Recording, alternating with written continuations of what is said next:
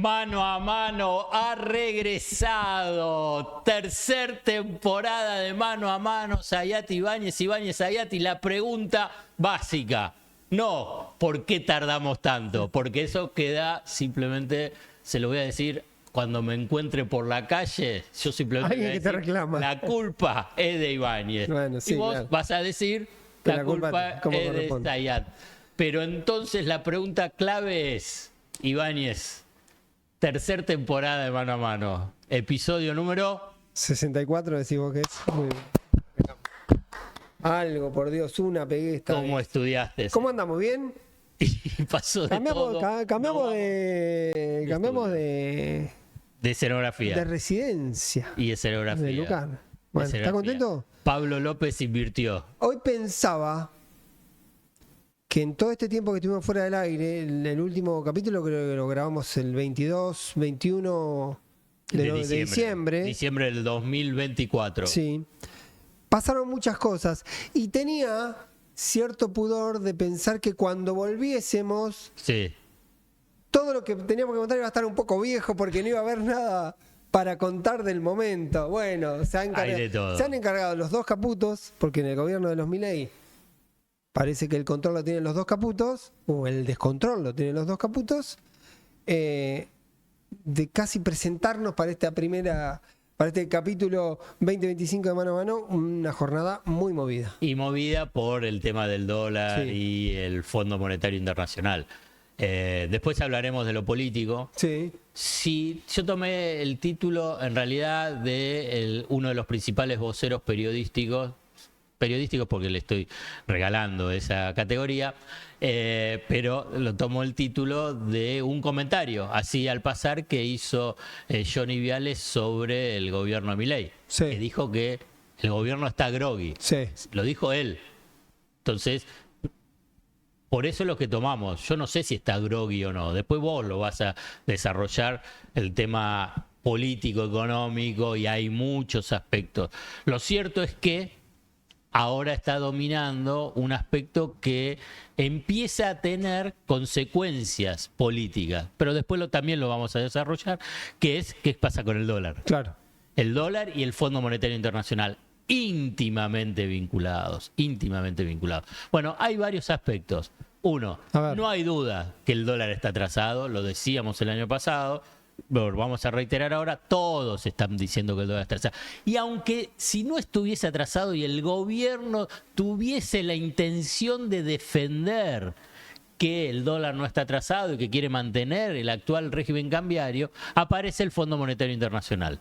¿Y por qué aparece el Fondo Monetario Internacional? Es porque como pocas veces, y hay antecedentes con Macri, que rifó reservas y rifó el acuerdo con el Fondo Monetario Internacional, unos 25.000 millones de dólares, e incluso Alberto Fernández y Guzmán rifando, una forma de decir, el superávit comercial récord del 2021-2022, en tan corto periodo de tiempo, lo que es en los 15 meses de Milei, lo que se ha rifado de reservas es impactante. Sí. Mucho más decís vos que, Pero te voy a dar unos números. frente a todo, mucho más que Macri. Te voy a dar unos números. En el 2024, superávit comercial, o sea, diferencia entre exportaciones e importaciones, o sea, que te entran dólares, casi 19.000 millones de dólares. En agosto, septiembre, entraron 23.000 millones de dólares de blanqueo, Sí. entrando al sistema financiero. El carry trade, o sea, la burbuja especulativa, ingresando dólares. Bueno, patearon al comienzo los pagos de importaciones y con bonos, con el famoso Bopreal, y después empezó recién en la segunda mitad el flujo normal de pago de importaciones. E incluso vos agarrás y dices, bueno, lanzaron para que haya inversiones extranjeras, el registro de inversión extranjera peor desde el 2003, Sí. lo tuviste en el 2025. Pese a todo esto, ¿qué es lo que tuviste? Reservas internacionales netas negativas de 10.000 millones de dólares, el mismo monto de noviembre del 2023. ¿Qué pasó? Si durante todo el año te estuvieron vendiendo que compraban dólares, mirá lo que entraba salía, lo que entraba salía. Entonces, y aquí viene por qué te decía lo del dólar y el Fondo Monetario Internacional o el atraso cambiario, es que salieron corriendo desesperados a abrazarse al Fondo Monetario Internacional. Pero pará. Y el Fondo Monetario Internacional te pide devaluación. Está bien, pará porque después voy a volver con el tema pronóstico sobre Milei, efecto fondo. Pero hay una mirada ahí, hay como cierto consenso respecto a un dólar artificial, con un precio artificial, sostenido por esto. Después también está la lógica que en el medio hiciste otro tipo de movimiento, como apertura de importaciones, y hay una mirada en general de algunos sectores, sobre todo el mainstream económico, que bien mira al gobierno diciendo, bueno, cambió la configuración o estamos cambiando la configuración histórica respecto a los dólares disponibles porque va a aparecer en algún momento el superávit energético. Ya lo tuvieron, ¿eh? 2024, superávit energético del 5.000, casi 5.000 millones de dólares. Están hablando de 30.000. Está bien, pero venías de déficit. O sea, otro dato más, mirá, me lo había olvidado. Bueno. Otro dato más, positivo. Se lo fumaron. Ahora, la pregunta es esa, ¿sí? Un concepto general que me cruza y lo hemos hablado en otros episodios es: Milei tiene a su favor que hubo muchos pronósticos sobre que iba a devaluar, sobre que se le iba a escapar el dólar, sobre que la inflación no iba a bajar de 7 puntos, no iba a bajar de 6, no iba a bajar de 5, no iba a bajar de 4, no iba a bajar de 3, que iba a haber una situación mucho más desordenada, y todos esos pronósticos hasta acá los viene superando exitosamente, por lo menos respecto al pronóstico. Arrancamos el año diciendo en marzo el campo lo aprieta, tiene que devaluar sí o sí. Estamos en esa rueda de los antecedentes cercanos, me ponen a mirar efectivamente cuál es la convicción y cuáles son las herramientas que tiene el gobierno para sostener. Porque entraban esos dólares que yo te mencioné y se quedó ya sin puentes de dólares. Y ahora apareció otro jugador, que es el Fondo Monetario Internacional. Y entonces el Fondo Monetario Internacional te va a dar los dólares. Hay decisiones políticas que exceden unas cuestiones técnicas. Porque, escúchame, el Fondo Monetario Internacional que le dé más dólares a Argentina es un papelón. Sí. Es un papelón histórico del fondo. Argentina hoy representa el 40, claro. No el 40, no, yo vi los últimos datos. 112.000 millones de dólares tiene entregado el Fondo Monetario Internacional a 90 países y Argentina es 44.500. Ese era el viejo argumento de decir: nadie mata a su principal acreedor. Sí, pero no le da más plata. Exacto. Deudor. Claro, Al principal al deudor. principal, sí, deudor. pero le vas a dar más plata. Bueno, no, pero ahí voy al fondo, ¿sí? Y aunque me queda, vale el argumento como me decís, bueno, ahora, en aquel momento fueron soportando especulaciones de lo que no iba, de lo que inevitable iba a ocurrir y no ocurrió. La fue ganando esa batalla simbólica del debate público. Me acuerdo con la inflación, por ejemplo, hasta Cavallo dijo imposible romper los 6 puntos. Y ahora yo lo que detecto es cierto análisis diciendo: se está en un momento de inestabilidad, pero hay una puerta en el cercano plazo, que se llama Fondo Monetario Internacional, que puede venir a dar orden a esa incertidumbre. Da un puente, piensan que da un puente para llegar a octubre con cierta tranquilidad en el mercado de cambio y con una inflación no desbordada. Es la apuesta. Es difícil encontrar antecedentes en Argentina y afuera que tengas un acuerdo con el Fondo Monetario Internacional y tengas por lo menos 2 efectos: devaluación, suba de los precios, y te suma un tercero, y caída de la actividad económica. Que no tengas eso, decís vos. Sí, claro. Qué sé yo, es esto, digamos, no es que bueno, yo estoy con una bola de cristal y aparece, digamos, ese grupo de chantas que yo digo que son los de los pronosticadores y de los economistas. No.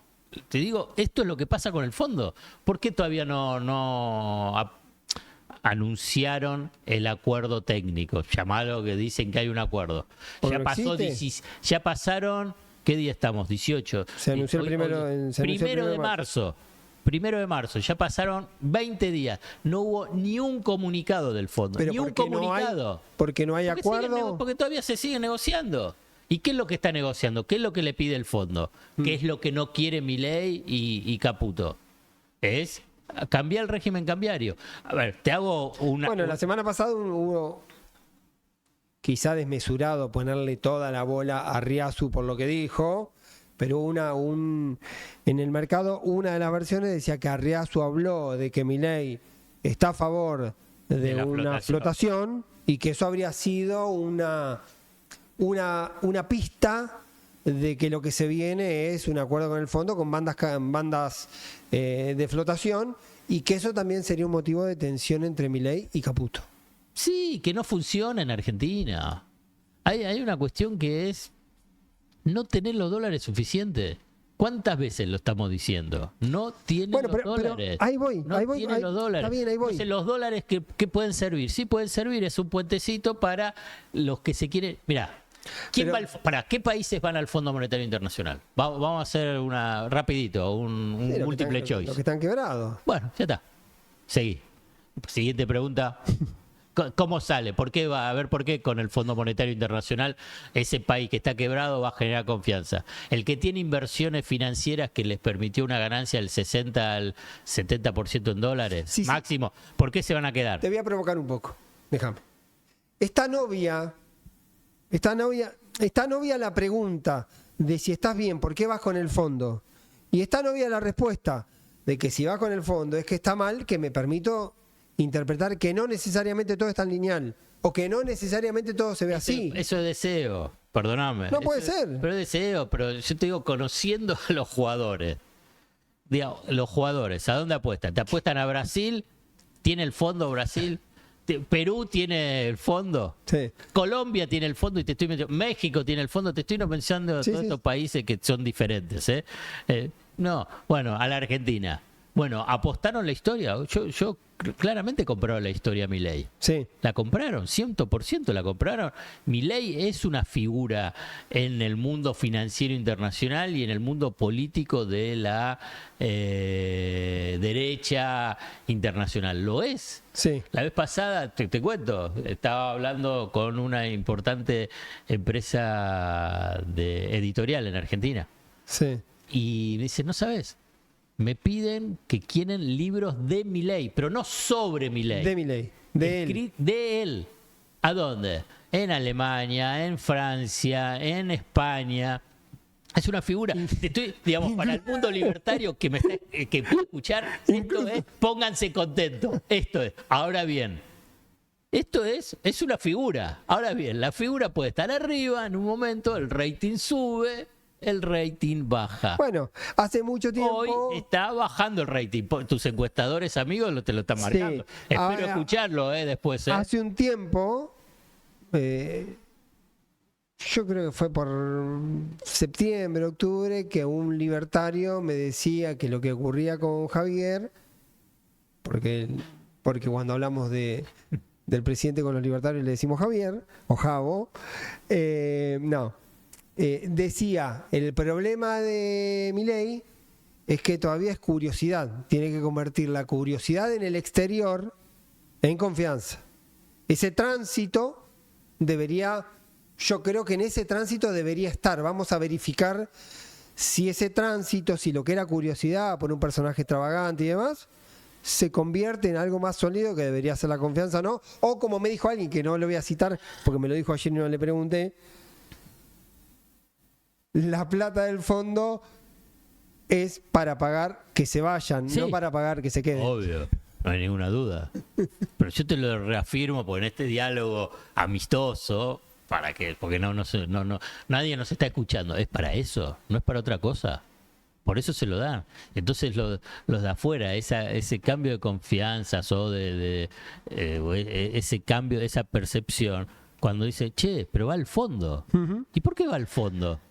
Porque los que van al fondo están quebrados, como lo dijo Pablo Ibáñez. Entonces, No hay otra opción. Bueno, y ahí entonces me quiero ir. Se quieren ir. Está bien. Bueno, pero ahí aparece otro elemento que para mí no es menor. Y es lo de un camino que no es un camino, es un camino lleno de puentes. El fondo podría ser un puente para atravesar esta tempestad. Después va a venir, o debería venir, los dólares de la gruesa, de la cosecha, que también deberían llegar en algún momento, más allá que esté contemplado. Y después debería llegar, te cuento, sintetizo la película que se suele... La optimista. El déficit, el superávit energético, ¿sí? Y ahí vos tenés un camino donde puedes decir, che, pueden seguir entrando dólares, Sí, pero que si si además... Si se van. Bueno, hay muchos más de los que se van que de los que entran. Bueno, esa es la duda. Si en algún momento, por más que... Porque estructuralmente, si ocurriese que vos tenés en un momento... Vos me pasaste el dato. No digo 40.000. Vos me pasaste el dato. ¿Cuál? El de cuánta plata se retiró de los fondos comunes de inversión en 400.000. pesos. En un día. 400.000 millones. 330 millones de dólares. Ah, entonces, en un día. Ujú. En un día. Las corridas no es que duran un día, ¿eh? Sí, sí. De renta fija se fueron a refugio, dólar. Entonces, no duran un día. Se van acelerando. Digamos, mientras que nosotros estábamos grabando, dólar futuro estaban subiendo todo un 2%. Y los dólares financieros estaban subiendo un 2%. Entonces, no, bueno, mañana puede bajar. Sí, el tema, las corridas no son lineales. Como bien no son siempre para arriba, decimos. Claro, No son siempre... Y claro, ¿y qué es lo que pasa? Las blancas o las negras también juegan, porque bien, ayer Kirchner salió a quemar dólares para pisarlo un poco. Pero está claro que cambió el escenario. A ver, para que quede claro, empezamos la tercera temporada de Mano a Mano. 2025 no es el escenario 2024. Es otro escenario. Sí. Tenés que analizarlo el escenario, incluso el escenario político. Tengo la sensación. Entonces, porque lo último, para que por ahí te doy un link. ¿Qué otra cosa miran los inversores de afuera vinculado con Milei o incluso los locales? Es decir, ¿tienen los dólares, sí o no? ¿Los tiene el fondo? ¿Qué otra cosa más miran? Sí, la solidez política, la estabilidad. Las encuestas. Sí. Y esto es lo que también miran. ¿Por qué? Porque piensan en octubre. ¿Cómo van a ser los resultados en octubre? ¿Va a ganar o no? Porque si gana, bueno, se fortalece y puede seguir la historia, pero quiero ver, puede seguir la historia Milei. Y si no gana, bueno, va a volver el kirchnerismo, el populismo, bueno, entonces por lo pronto lo miro de afuera. ¿Qué es lo que están diciendo las encuestas? Las encuestas están diciendo un poco lo que vos planteás. Todavía no está en niveles críticos, ha tenido una baja desde enero en adelante. Febrero y marzo fueron 2 meses complicados, pero quiero linkear un poco, sí. porque me parece que el gran registro entre el momento que nos fuimos y el momento que volvimos es que cuando nos fuimos, la ecuación era un gobierno que sorprendía porque le estaba yendo mucho mejor de lo que se esperaba, en términos políticos y en términos económicos. En términos económicos había estado el cisne blanco, no el cisne negro, o el cisne negro positivo del blanqueo, que había cambiado la variable, había cambiado la perspectiva económica.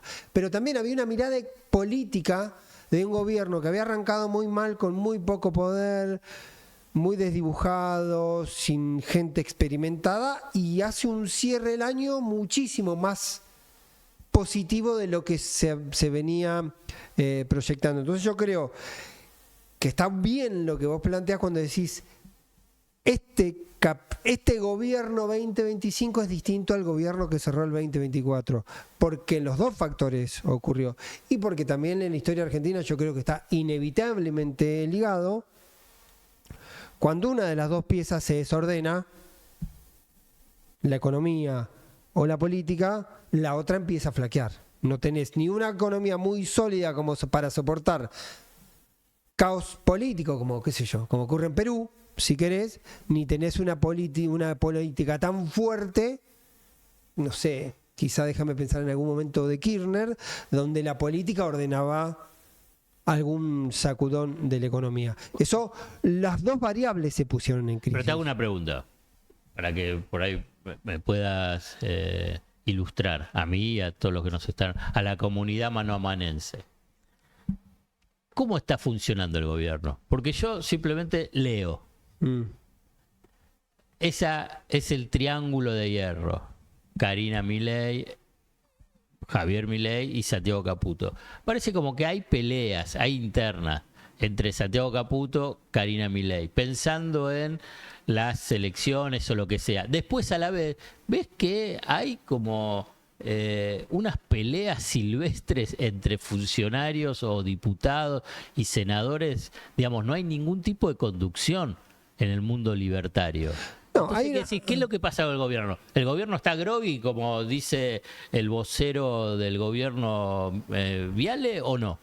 Mira, primero que hay que entender una obviedad, que el gobierno de Milei tiene una configuración de funcionamiento político atípico para lo que ha ocurrido en todo este tiempo. Para mí tiene una conducción hipervertical, a veces excesivamente vertical. Quizá tan vertical tiene que ver con cierta inseguridad en la conducción, posiblemente, que deja mucho sistema fuera. Ha dejado una larga hilera de gente que tiene ganas de ser libertaria, tiene ganas de formar parte del sistema y prácticamente no los dejan.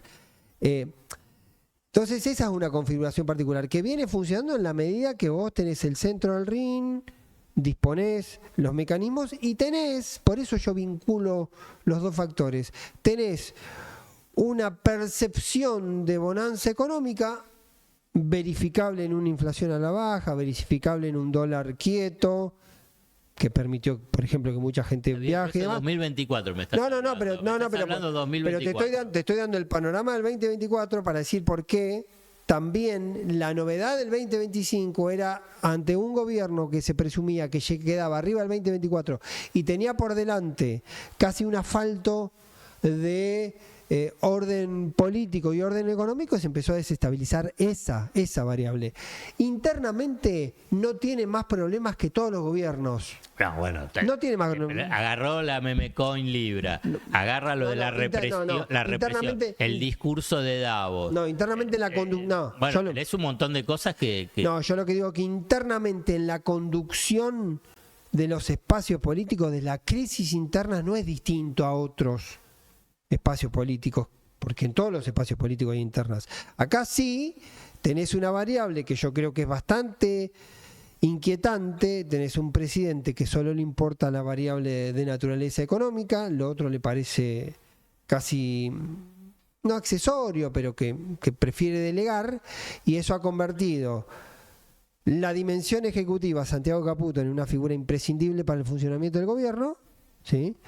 Y a Karina Milei, una persona desde la contención de la figura del presidente, también un factor imprescindible para el funcionamiento del gobierno. Esa dinámica, cuando esos dos actores, lo que yo recogí en los últimos 20 días es que esa relación Santiago-Karina está peor que nunca. Y en un momento había elementos objetivos como los que hemos enumerado en algún momento, que Karina se queda con las listas, que no lo deja intervenir a Santiago, que Santiago quiere meter a sus muchachos, quiere que el Gordo Dan sea gobernador, sea diputado por Santiago del Estero, que Romo venga como diputado por la provincia de Buenos Aires y meter, digamos, todo el sistema que él fue repartiendo en este mundo y que constituye el santiaguismo, el dandismo caputista. Ahora, aparecieron otros elementos que son más complicados, que tiene que ver con la administración de las crisis, con la incapacidad para administrar las crisis. Porque vos lo que esperás de un estratega, de un gurú, es que en una situación de debilidad tenga la capacidad para sacarte del encierro. Del quilombo, sí. Y no está ocurriendo. No está ocurriendo. Y no la está teniendo. Esta semana... Que por ahí tienen un quilombo tan grande que no hay ni gurú que lo pueda sacar. Lo intentaron, qué sé yo, con lo de la meme coin... Esta del escándalo todo lo que intentaron post-Libra, que además hay un trasfondo con el tema post-Libra, que por ahí digo algo y la historia me juzga. Todo todo lo que ocurrió con Libra, son los datos que se vienen verificando, nada parece indicar que el mundo Caputo haya tenido que ver con eso, sino que es todo el mundo Carina. Y sí. Y cuando se habla con el mundo Carina, se habla más de Novelli y demás, se habla del mundo Carina, del sistema político de Carina, básicamente los Menem. Por eso hay cierta imputación respecto a que Martín Menem muy intensamente hace gestiones públicas y privadas para que no haya comisión investigadora en diputados respecto al escándalo Libra. Cuando decís Menem son Martín Menem, Lule Menem, Sí, y Sharif. Y Sharif, que es el primo más chiquito, Sharif, porque tiene... Para entender un poco el árbol genealógico. Martín hijo de Menem, Eduardo. Martín Menem, Hijo de Eduardo Menem. hijo de Eduardo. Lule Menem, Primo de Martín, hijo de un Menem que es hermano de Eduardo y de Carlos. de Carlos. Y Sharif Menem, Sharif es primo, no es primo de Martín, sino es sobrino de Martín. es un pendejo. Sí, no, tiene 23 años, 24. Por eso estaba en la Libertad Avanza. Sharif Menem lo suben un poco al palco cuando Santiago Caputo valida la irrupción de la Fuerza del Cielo. Cuando aparece la Fuerza del Cielo, con el discurso del Gordodán ahí en San Miguel, Karina lo agarra a Sharif Menem y sale a decir la Libertad Avanza juvenil es Sharif Menem. Digo, ¿qué quiero decir? Que son derivaciones que tienen que ver con la dinámica de los gobiernos, con la crisis de los gobiernos, y cuando un gobierno, el que le toca a cada uno su parte, tiene que resolver.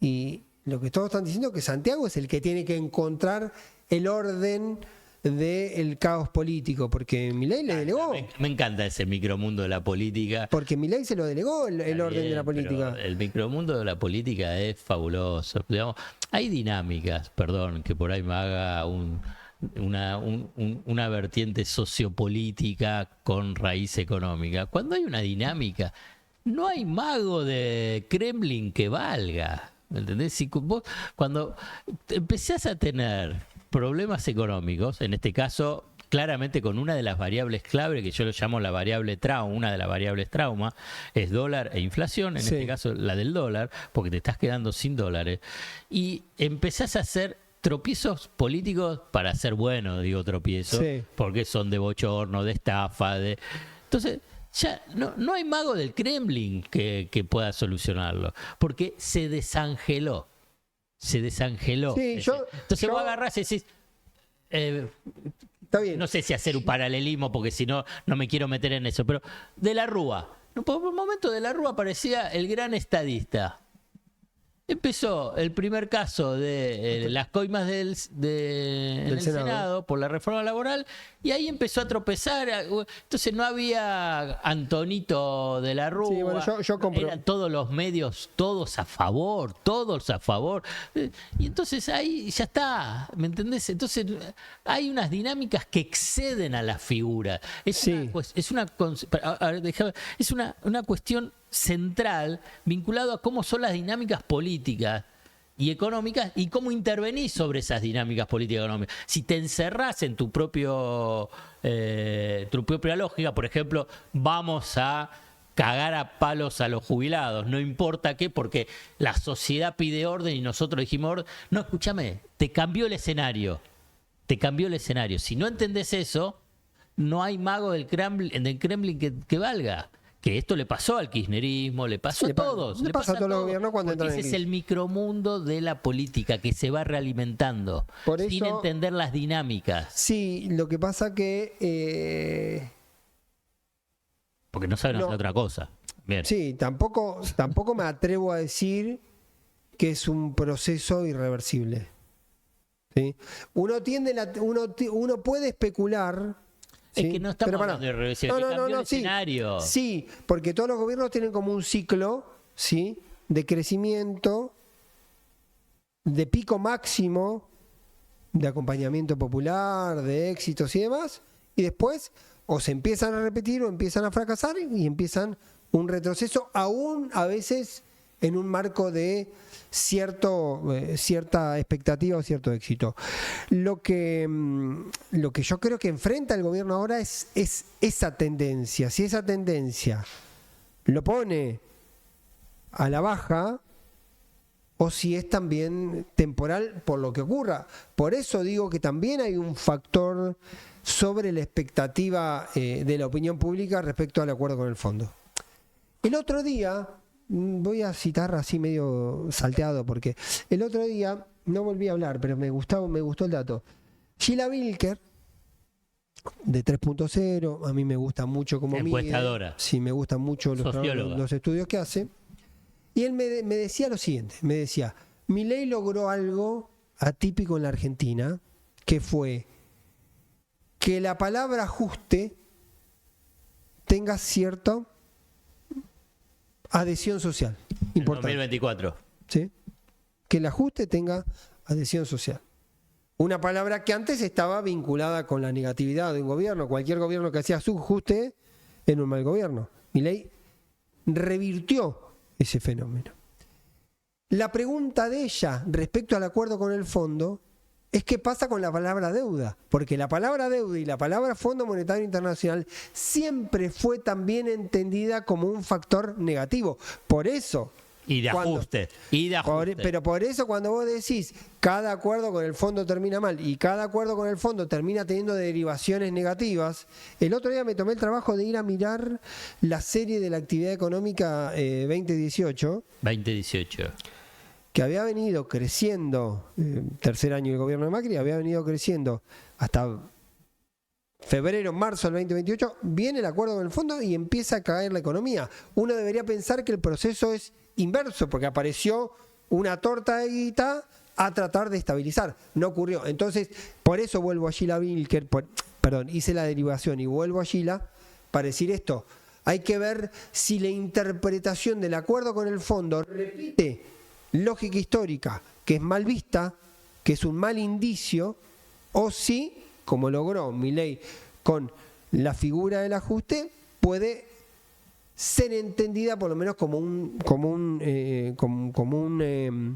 calmante para una crisis en proceso, temporal o lo que sea. Eso me parece que es un dato para mirar. Por eso yo tampoco me atrevo a decir, porque es un teorema un poco más complicado de sostener en el tiempo, porque la estadística también es más chica, pero hubo dos momentos donde parecía que a Milei se le había terminado la magia.